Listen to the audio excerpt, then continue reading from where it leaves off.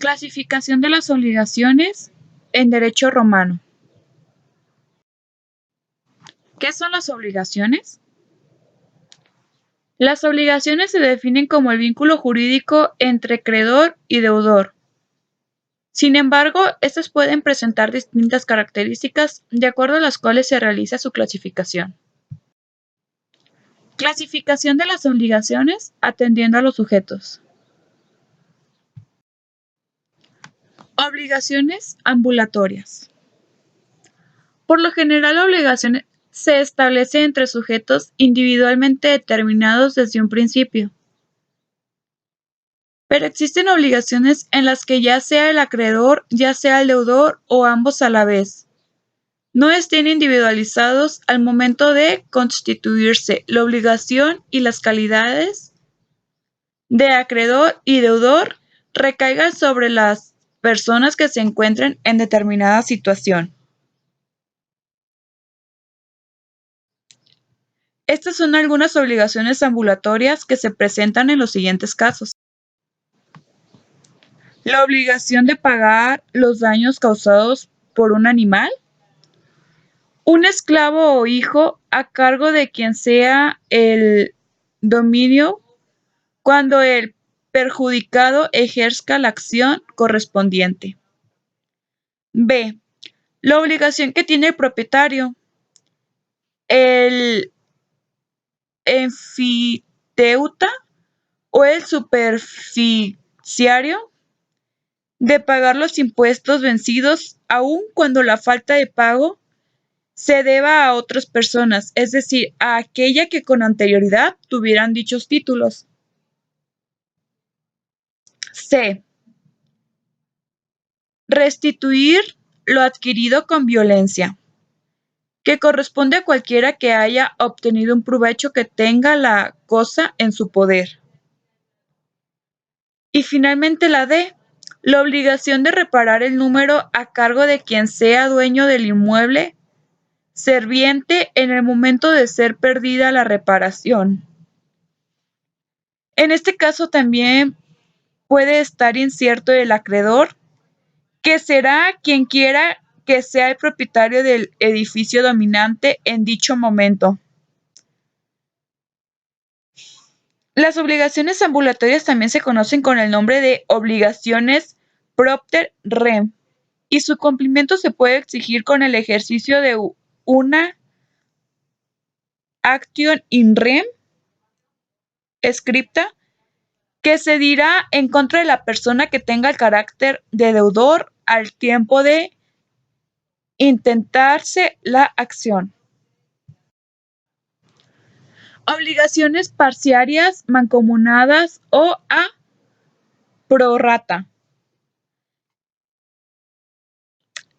Sin embargo, hay casos de las obligaciones en las que encontramos una pluralidad de sujetos, ya sea que existan varios acreedores o varios deudores o varios acreedores y varios deudores. A la vez, la pluralidad de sujetos se presenta tanto en obligaciones que ahora examinamos como en las correales o solidarias que veremos enseguida. En las obligaciones parciarias, mancomunadas o prorrata, cada uno de los sujetos tiene derecho solamente a una parte del crédito. En el caso de que existan varios acreedores, cada uno de ellos solo deberá pagar una parte de la deuda que existen varios deudores.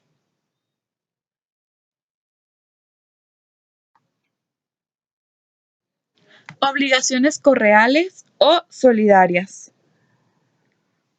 Si se trata de varios acreedores, hablamos de correalidad o solidaridad activa. Si de varios deudores, de correalidad o solidaridad pasiva. Y si de varios acreedores y varios deudores a la vez, hablamos de correalidad o solidaridad mixta. En las obligaciones correales o solidarias encontramos otro caso de obligaciones con sujetos múltiples. A diferencia de lo que sucede con las mancomunadas, cada acreedor tiene derecho al crédito íntegro a cada deudor debe pagar la deuda en su totalidad. El pago efectuado por uno de los deudores extingue la obligación y libertad a los demás.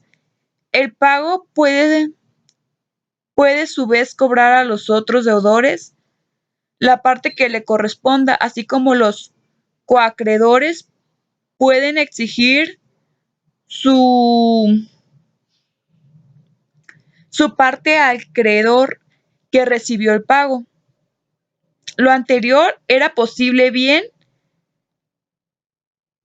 ya que los creadores, coacreedores o codeudores así lo hubieran convenido antes de que constituirse la obligación, porque existiera entre ellas alguna relación interna, por ejemplo, en el caso de los socios propietarios o coherederos.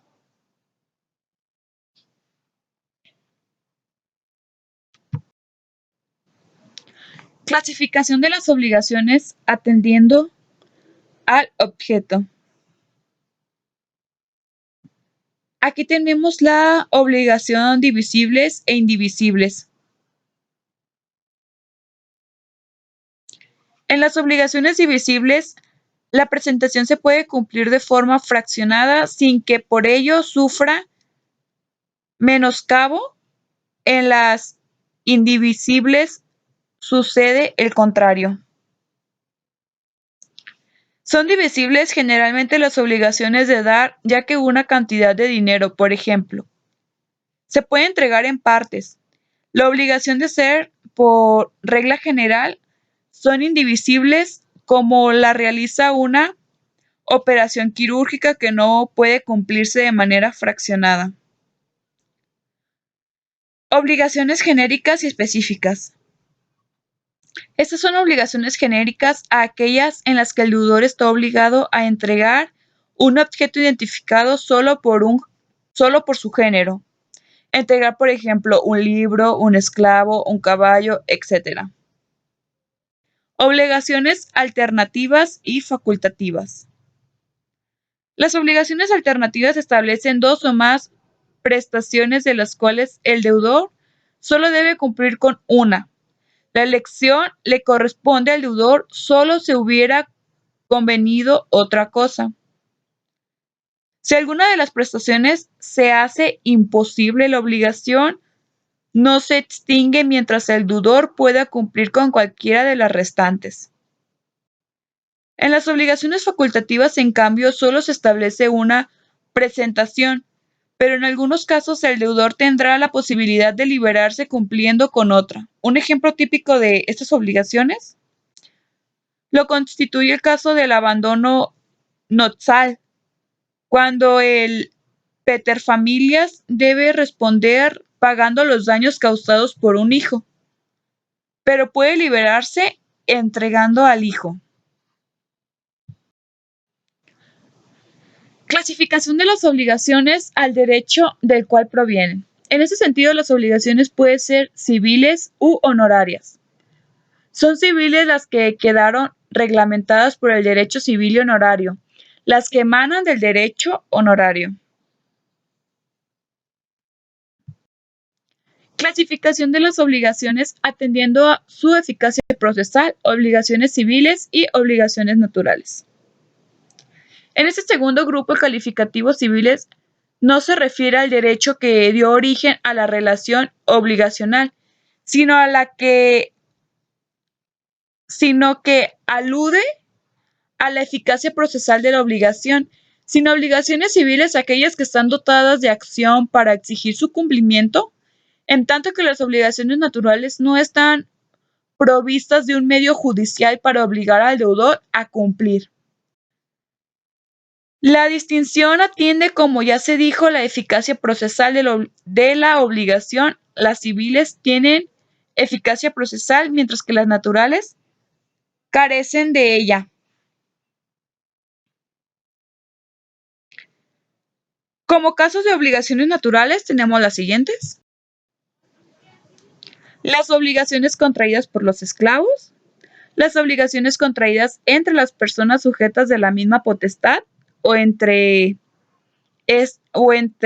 estas y el padre, las obligaciones que nacen del simple pacto, las obligaciones extinguidas por capitis de minudo, por litis contestatio, por prescripción de la acción,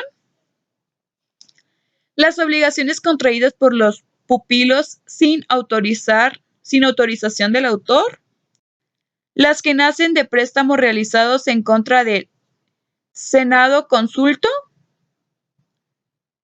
macedoniano que prohibía se hicieran préstamos a los hijos de la familia.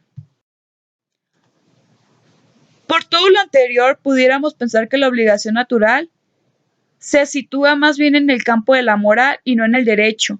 Y sin embargo, esto no es así, ya que la obligación natural produce efectos jurídicos a saber.